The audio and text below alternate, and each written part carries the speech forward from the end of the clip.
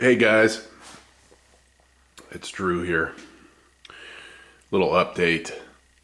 It's been a while since I've done an update, and I'm getting some messages on one of my videos, and I don't know why. This particular video is like part 3 of 4 out of my 24 volt solar system. I used to have the other inverter, the modified sine wave inverter, which I think should be called a modified square wave inverter because it's more like a square wave. That was a 5,000 watt inverter. This guy's a 3,000 watt. So I wanted to say thanks to a guy named bpd895 for pointing out the fact that my wire was a little on the narrow side, if you will. The math was, let's see, here's a piece of paper. And here is a pen. So the math said, okay, I got a 5,000 watt inverter, right? Power equals current times voltage, which means power equals current, power divided by voltage equals current, right? So 5,000 watts over 24 volts came out to about 208 amps, right? So this guy BPD 894 said, hey, you're running number 2 gauge wire, and he's saying that was number 2 gauge wire was good for 80 amps. Whoops, 80 amps, which I kind of found a discrepancy with his numbers on wireandcable2go.com, which I'm not saying they're the holy grail of everything, but they're saying that number 2 is good for 95 amps at 60 degrees Celsius, or 115 amps at 75 degrees Celsius, or 130 amps at 90 degrees Celsius, which I always thought as the temperature goes up, your ampacity goes down on wire. Maybe it kind of curves back down after it gets past a certain point. But nonetheless, bpd894 showed me that I was too close to my numbers. You're only supposed to run 80% of your potential through your wire. So what I did is I upgraded my wires to American Wire Gauge 2-aught.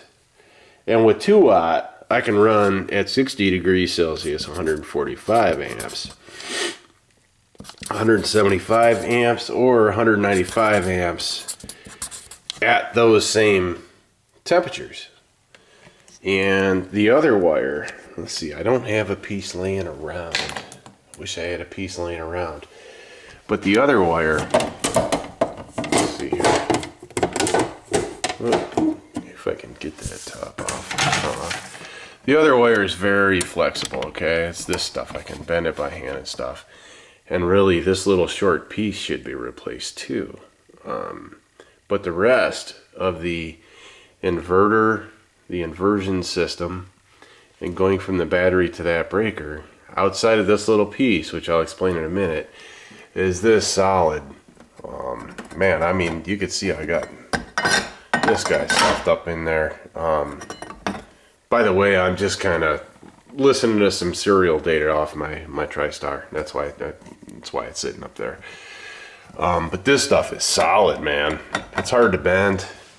So I got to run it over to my inverter. And another thing about this system is now I got a 3,000 watt inverter, and you divide that by 24 volts, and what does that come to? About 125 amps is my max draw, basically. So 125 is definitely less than 145 at its worst case. Well, I shouldn't say worst case, but lowest temperature. On the rating of that wire, on that website. So I'm good there. You know, I feel good that I replaced the wire. I feel that I did my diligence, and I don't sit there and, not that I worried about it before, but I feel better about what I have now. And let me show you a peek under here again. Double my battery bank. And here's the thick wire, very solid wire coming down here. And here's the old stuff, all right? So the deal is, the shorter the run, basically you can pump more amps through it, right? So I got these little short pieces here. Yeah, in an ideal world, I'd want the 2 gauge, 2-aught stuff all the way everywhere. But I got the 2-aught running from that positive terminal, which is basically the positive run from this entire battery bank, and the negative run is 2-aught, by the way, right there. And it goes up through that conduit into here, and the positive breaks off into the positive disconnect here on the switch. Negative continues to go up. That's still 2-aught wire. And then I got this little run right here, probably about a foot and a half, going from the positive side of the input on the inverter breaker down to the cutoff switch. Okay, so there we go. So another reason I'm making this video is because I've been going back and forth with a guy named Possum Dave, I think his name is, and he has some questions. Seems like a cool guy. I like your chopper on your site, by the way, your video. It's pretty neat. And you were asking about some wires. Now this looks different than the video we've been discussing, but I'll try to explain what I can. So all these wires you see coming down there, which should be in conduit, but they're not, are all solar, minus the orange. The orange is the TriStar, or not the TriStar, the trimetric controller with the LCD readout, and that goes all the way back to my house. You know, wire runs about 40 or 50 feet. So all that does is comes down through here, and basically on the Kelvin connectors, that's the trimetric. So that's the orange. It just kind of passes through there, and that's how I had it set up before I got this. So it was nice to have everything come through the one connection here, and yeah, I need to plumb this up better, and I'll get to it, but I know it looks better than what it used to. Positive and negative both come down to these bus bars, completely exposed. Up to code, right? I don't think so. Anyways, you could see I basically have a negative and a positive come off DC going into the charge controller, and the negative goes in here to the charge controller, positive comes in and goes down. Now let me see, I got that wrong. This is common, and positive is blue here. And oh, okay, got it. So positive comes down, and I have it going through the breaker first for the solar panels, and then it comes out blue from there. I got a bus bar here which connects it all. Don't really need that bus bar there. I got it there for lightning protection. It was easy to connect the lightning protection up to the solar panels and the rest of the system. Now that I have this, it's not going through that same breaker, and I can't combine the panels coming out of here on that same bus bar, so I'm going to re-engineer this.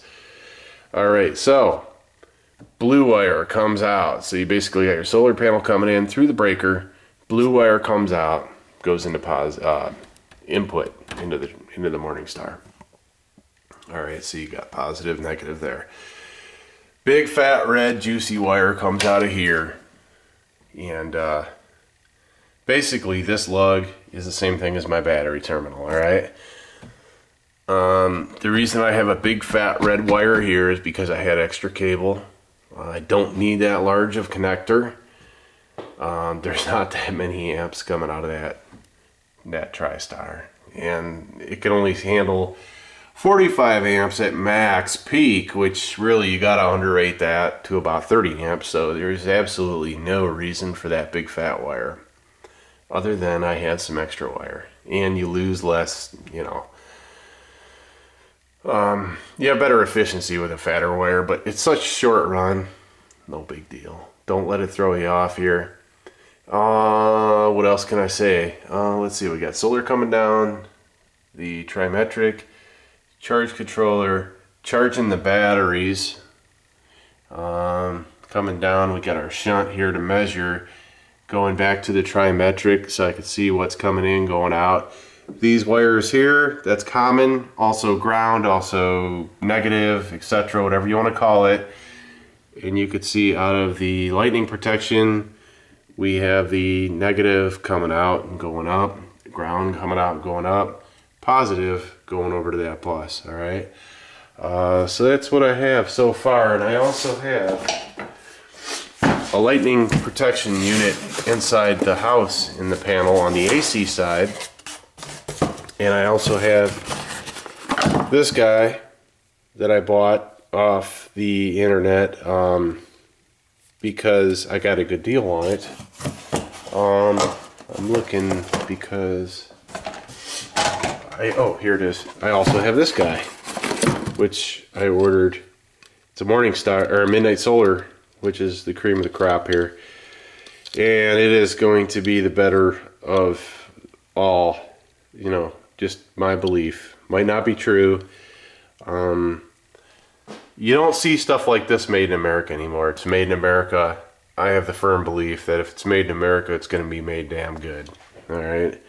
I don't know if this piece is made in America or not. But someone trying to make a reputation for themselves and knowing that they're pretty much the best company in this market, I would say they're not going to embarrass themselves by putting something out that's junk. And if you look at the size of these two things, look at that. I mean, it's just uncomparable. Look at this. So anyway, I don't know. I'm kind of talking out of my rear here, but I got that because eventually I want a solar combiner box where all the solar comes together, and I'm going to throw that in there because I can.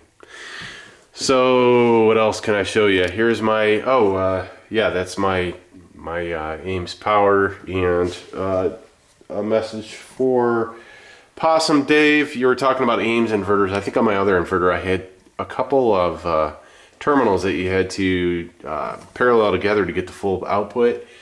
All right, there's the input, and the output is wired in with some screw terminals. Let me see if I can get my, yeah, there you go.